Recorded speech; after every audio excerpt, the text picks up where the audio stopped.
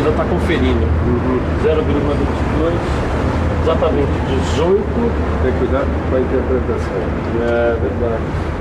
Opa, eu estava aqui tirando uma dúvida do Tito sobre a interpretação das partes de um conjunto. Você se lembra que na nossa última teleaula o nosso assunto era a representação do conjunto? Então, a minha dúvida está na representação das partes do conjunto mecânico. Se você tem dúvidas como a do Titão, então você está ligado no canal certo. Na teleaula de hoje você vai aprender a interpretação dos desenhos de componentes e detalhes de conjuntos mecânicos. E aí, todo mundo pronto para acompanhar a representação dos componentes? A nossa teleaula de hoje está começando agora.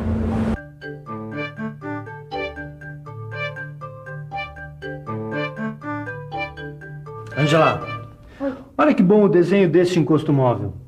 Olha, bonito mesmo, hein, Miguel? Por que você não aproveita e fala do desenho de componentes? Boa ideia. O desenho de componente é o desenho de uma peça isolada que forma um conjunto mecânico. Já o desenho de detalhe, ele representa um elemento, uma parte de um elemento, uma peça isolada, uma parte de um componente ou a parte de um conjunto mecânico. Só que o desenho de componente dá a descrição completa e exata da forma, dimensões e modo de execução da peça. Não é só isso não. O desenho de componente, ele mostra direitinho a forma, o tamanho, o material, o acabamento de cada parte. Além disso, ele informa as operações de oficina necessárias para a execução do componente, além de limites de precisão e mais algumas outras coisas. E já que você falou em oficina, é sempre bom a gente ouvir quem está com a mão na massa. Sabe, Caio, é importante que cada peça do conjunto mecânico seja representada em um desenho de componente. Mas todas as peças, Ananias? Não, as peças padronizadas não são representadas em desenho de componente porque elas não precisam ser executadas. Claro, afinal elas são compradas de fornecedores externos. Isso. Mas elas nunca são representadas? Olha, só em desenho de conjunto. Inclusive, a sua solicitação é feita com base nas especificações da lista de peças. Tá, mas e os desenhos de componentes?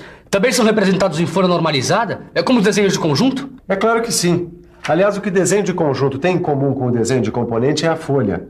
Ela é dividida em duas partes, contendo espaço para o desenho e para a legenda. Então, a interpretação do desenho de componentes depende da interpretação das duas partes.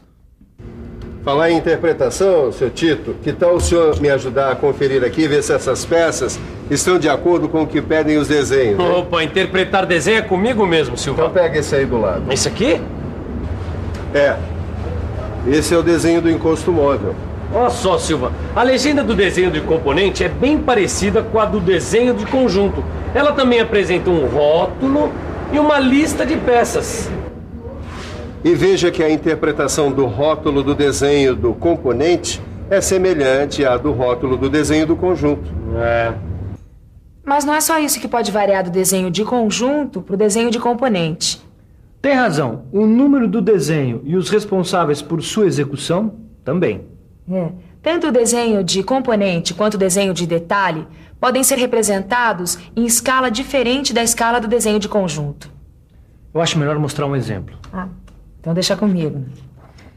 Olha, nesse caso, a peça 2 foi desenhada em escala de ampliação 2:1.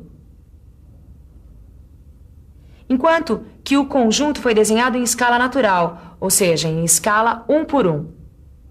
E repare que a lista de peças traz as informações necessárias sobre a peça representada. Olha só, Ananias. Agora, eu já tenho todas as informações que eu preciso para fazer uma completa interpretação do desenho de componente. Assim você vai colocando em prática tudo que aprendeu aqui. Aliás, eu vou começar pela interpretação do desenho de componente desse encosto móvel aqui.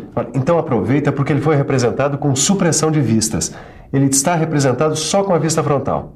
E representada em corte total. Se analisarmos direito, vamos perceber que o encosto tem a forma de uma calota esférica, com um furo passante. Acho que você quer dizer que a superfície interna do encosto tem a forma côncava, Caio. É isso mesmo, Ananias. De qualquer maneira, as cotas básicas do encosto são diâmetro, 18 milímetros, altura, 4 milímetros, o diâmetro do furo passante é de 6 milímetros. O raio da superfície esférica mede 12 milímetros. A espessura do encosto é de 1 milímetro e 52 centésimos de milímetro. e corresponde à espessura do aço ABNT, 1010-1020, bitola 16. E aí, Tito? Você tá lembrado que símbolo é esse aí ao lado do número 2? É claro que eu tô, Silva. Este é o símbolo de rugosidade. Indica o estado de superfície que a peça deve ter.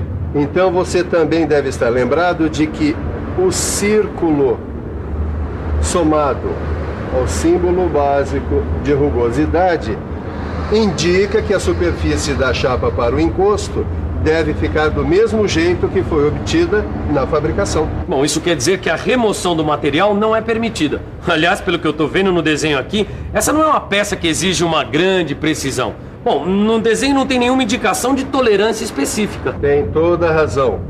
Só a tolerância dimensional geral foi indicada.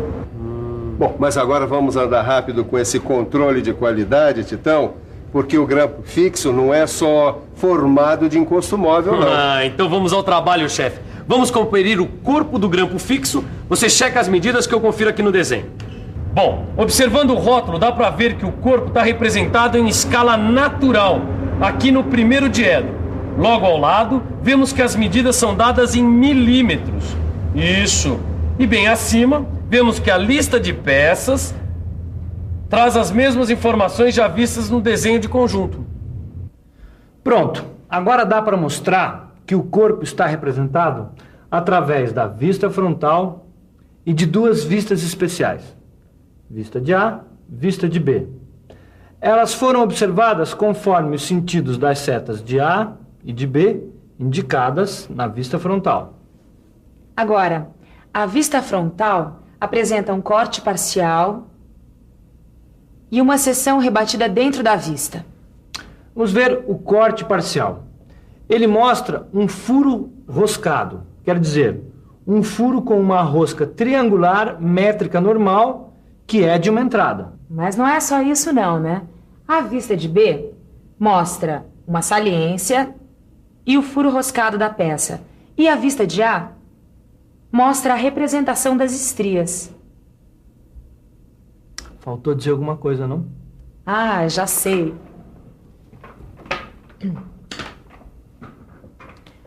Faltou dizer que o acabamento pedido para o corpo vem indicado por esse símbolo aqui, olha. Ele caracteriza a superfície a ser usinada. Além disso, dá licença, N9 indica a classe de rugosidade de todas as superfícies da peça. Bom, agora só falta interpretar as medidas do corpo. Mas isso você já sabe fazer, né? Qualquer dúvida é só consultar o seu livro de estudos. Muito bem. Desse jeito, daqui a pouco, eu é que vou tirar minhas dúvidas com você, Caio. Que é isso, Ananias? Imagina, é só estudar um pouquinho que a gente acaba aprendendo, né? E você já aprendeu como se faz a interpretação desse parafuso aqui? Desse parafuso? Quer ver só? Aqui na legenda, ficamos sabendo que o parafuso está desenhado em escala natural e no primeiro diedro. Agora, as informações da lista de peças são as mesmas do desenho de conjunto. Nesse desenho, a gente vê que o parafuso está representado através da vista frontal com a aplicação do corte parcial. A vista frontal mostra a cabeça do parafuso, o corpo roscado, o elemento A e o elemento B. O elemento A deve ser rebitado no encosto móvel. Você já deve ter visto que na cabeça do parafuso há um furo passante que está representado parcialmente visível e parcialmente pela linha para contornos e arestas não visíveis. Mas e as medidas, hein, Tito? E se as medidas desses parafusos não estiverem de acordo com o que estabelece o desenho, já viu, né? Não se preocupa, Silva, que eu tô de olho aqui nas medidas do parafuso. Confere aí, ó. O parafuso deve ter um comprimento total de 64 milímetros, sendo que só o seu corpo mede 46 milímetros, que é a mesma medida desta parte roscada. Confere? Confere. E qual deve ser o diâmetro externo da rosca triangular métrica normal? Bom, ela deve medir 10 milímetros. Agora, o chanfro da cabeça do parafuso deve medir 2 milímetros por 45 graus. Já que você está falando da cabeça, Tito, qual deve ser o comprimento dela? Bom, seu comprimento, 12 milímetros. E o diâmetro da cabeça deve medir 15 milímetros. Tá de acordo? Perfeitamente. Mas qual deve ser o diâmetro do furo da cabeça?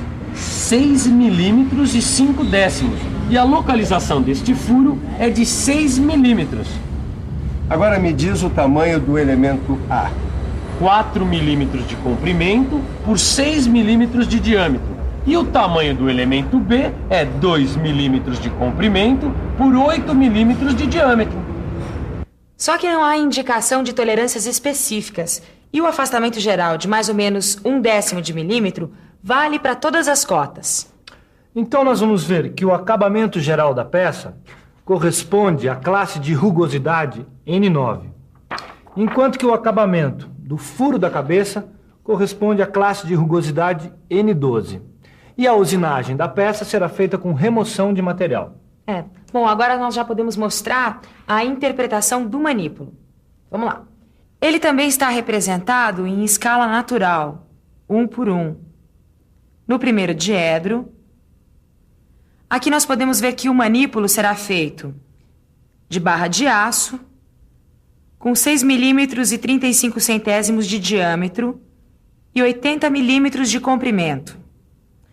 O manípulo está representado em vista frontal, que mostra o corpo do manípulo e 2 espigas nas extremidades. O símbolo indicativo de diâmetro mostra que tanto o corpo como as espigas são cilíndricas. Este símbolo aqui indica que o manípulo receberá acabamento geral, enquanto que este outro aqui indica que apenas as superfícies cilíndricas das espigas receberão acabamento especial. Antes de pensar em acabamento especial, eu quero ver se você interpreta corretamente as medidas do manípulo. Ah, Ananias, tá fácil de saber, né? Olha, é só olhar que o comprimento do manípulo é de 72 milímetros, que o seu corpo mede 56 milímetros por 6 milímetros e 3 décimos. E as espigas medem 8 milímetros e 5 milímetros. Agora repare que as espigas têm tolerância isodeterminada E9 no diâmetro. Elas serão rebitadas nas cabeças do manípulo. Bom, Silva, por falar em cabeças do manípulo, agora só falta a gente conferir estas aqui para completar o nosso controle de qualidade. Então vamos logo com a interpretação dessas cabeças. Bom, nesse caso aqui, a cabeça está representada em escala de ampliação 2 por 1 no primeiro diedro. Serão usadas 2 cabeças para a montagem do manípulo. Mas e o acabamento? Bom, a cabeça deve ter um acabamento geral N9. Ela está representada em vista frontal com meio corte. E a tolerância do furo é H8. O meio corte permite visualizar tanto o aspecto exterior da cabeça como o furo escariado interno. Aliás, N12 indica o acabamento especial da superfície interna cilíndrica do furo. Agora tem uma coisa muito importante, Tito. O diâmetro nominal do furo é igual ao diâmetro nominal da espiga do manípulo, que será rebitada na cabeça. Portanto, a tolerância do furo da cabeça H8, combinada com a tolerância E9 do diâmetro da espiga do manípulo, resulta num ajuste com folga. E isso você não pode esquecer. Pode deixar que eu não vou esquecer não, Silva. Aliás, que tal uma boa revisão de tudo que a gente viu? E atenção, se liga aí que é hora da revisão. Na teleaula de hoje, você aprendeu a interpretar desenhos de componentes e de detalhes de conjuntos mecânicos. Viu que o desenho de componente tem muitos pontos em comum com o desenho de conjunto, apresentando espaço para desenho e para legenda. E ainda acompanhou a interpretação dos componentes do grampo fixo. Se você quiser gravar tudo sobre a interpretação do desenho de componente, é só praticar. E no seu livro de estudos tem todos os exercícios que você precisa. Então, até a próxima teleaula. Tchau!